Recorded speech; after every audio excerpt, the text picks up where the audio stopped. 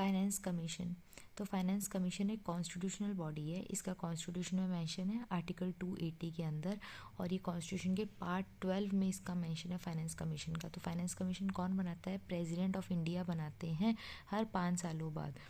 अब इसमें मेंबर्स कितने होते हैं? 5 सालों बाद प्रेसिडेंट बनाते हैं, 5 मेंबर्स होते हैं। 5 मेंबर्स में 1 चेयरमैन होते हैं और बाकी 4 अदर मेंबर्स होते हैं। अब क्वालिफिकेशन क्या चाहिए चेयरमैन या मेंबर बनने के लिए? चेयरमैन तो एक ऐसे पर्सन को बनाते हैं जिसको एक्सपीरियंस और नॉलेज हो पब्लिक अफेयर्स की। और जो 4 अदर मेंबर्स हैं उनकी क्या क्वालिफिकेशन है? या तो वो हाई कोर्ट के जज रह चुके हों या हाई कोर्ट के जज की जितनी क्वालिफिकेशंस हो, या उनको अच्छी नॉलेज हो फाइनेंस की या इकॉनमी की। अब करती क्या है काम फाइनेंस कमीशन? बेसिकली ये रिकमेंडेशन देती है किस चीज़ पे? कि जो सेंटर टैक्स इकट्ठा करती है, सेंटर के पास जितना भी रेवेन्यू आता है टैक्स से या बाकी रिसोर्सेज से, वो सारा पैसा किस तरह से सेंट्रल और स्टेट के बीच में बांटना है, जिसको हम वर्टिकल डिस्ट्रीब्यूशन कहते हैं। ठीक है। अब बेसिकली सेंटर के पास भी पावर होती है टैक्स कलेक्ट करने की और स्टेट के पास भी होती है, लेकिन जो सेंटर का टैक्स कलेक्ट करने का जो ब्रैकेट है वो ब्रॉड होता है। सेंटर की जो रेवेन्यू जनरेटिंग पावर है वो ज़्यादा है। ऑन दी अदर हैंड जो स्टेट्स हैं उनका एक्सपेंडिचर ज़्यादा होता है। जैसे कि आपको पता है कि जो हेल्थ और सैनिटेशन है वो स्टेट लिस्ट का सब्जेक्ट है, तो स्टेट का काफ़ी पैसा लग जाता है इन सब चीज़ों में।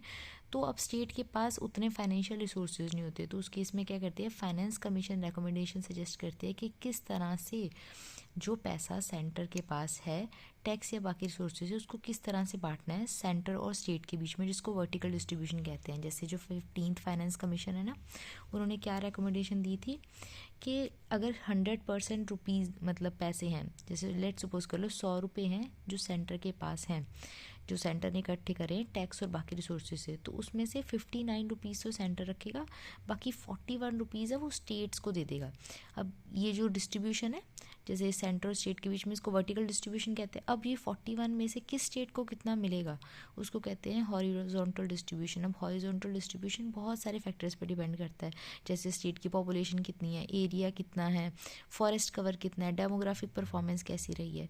पहले क्या होता था कि जिसकी पॉपुलेशन ज़्यादा है उसको ज़्यादा पैसे मिलेंगे, तो वो स्टेट्स जो अपनी पॉपुलेशन पे वर्क कर रहे हैं, क्योंकि सरकार ने ही कहा है, सेंटर ने ही कहा है कि पॉपुलेशन कंट्रोल करो, तो जो स्टेट्स अपनी पॉपुलेशन कंट्रोल कर रहे हैं उनको पॉपुलेशन कंट्रोल करने का कुछ अवार्ड तो मिलता नहीं था, पर उनके जो फंड्स उनको मिलती वो कम हो जाती थी, क्योंकि उनकी पॉपुलेशन कम हो गई है तो कम पैसे आएंगे। तो एक और फैक्टर ऐड कर दिया गया डेमोग्राफिक परफॉर्मेंस, कि जिस स्टेट ने अपनी पॉपुलेशन कंट्रोल करी है उस बेसिस पे भी उनको फंड्स मिलेंगे। अब इसके साथ साथ और क्या रिकमेंडेशन देती है कि जो कुछ स्टेट्स ऐसे हैं जिनको फाइनेंशियल असिस्टेंस की ज़रूरत है, पैसे की ज़रूरत है, तो उन स्टेट्स को ग्रांट्स देना किस में से? कंसोलिडेटेड फंड ऑफ इंडिया में से। तो जिन स्टेट्स को फाइनेंशियल असिस्टेंट की ज़रूरत है उन स्टेट्स को ग्रांट देना कंसोलिडेटेड फंड ऑफ इंडिया में से पैसे निकाल के, जो आर्टिकल 275 के फर्स्ट क्लॉज में मेंशन है, grant in aid to states. अब इसके साथ साथ और मेजर्स बताना कि किस तरह स्टेट्स हैं वो अपना फाइनेंस बूस्ट कर सकते हैं, क्योंकि जब स्टेट का फाइनेंस अच्छा होगा तभी स्टेट्स ग्रो करेंगे, और स्टेट्स जो हैं वही मनी एलोकेट करते हैं लोकल गवर्नमेंट को, पंचायत और म्यूनिसिपैलिटी को। तो अगर स्टेट का जो फाइनेंशियल रिसोर्सेज हैं वो अच्छे होंगे, स्टेट फाइनेंशियली स्ट्रांग होगा, तभी लोकल गवर्नमेंट भी ग्रो करेगी। तो ये सारी रिकमेंडेशन देते हैं। अब जितनी भी रिकमेंडेशंस देते हैं ये सारी रिकमेंडेशन प्रेसिडेंट को सबमिट कर देते हैं, फिर प्रेसिडेंट पार्लियामेंट में ये सबमिट करते हैं। अब ये रिकमेंडेशन एडवाइजरी हैं, मतलब सिर्फ एडवाइस देते हैं, बाइंडिंग नहीं है। ये नहीं है कि सरकार को मानना ही मानना है। तो फर्स्ट फाइनेंस कमीशन बनी थी 1951 में, केसी निगोय फर्स्ट चेयरमैन थे। अब जो जितना भी सर पार्लियामेंट है, जितनी भी क्वालिफिकेशन चाहिए ना मेंबर बनने की, वो पार्लियामेंट डिसाइड करती है इसी एक्ट में। जो फाइनेंस कमीशन एक्ट 1951 जब ये बनी थी तो जो एक्ट आया था उसके अंडर।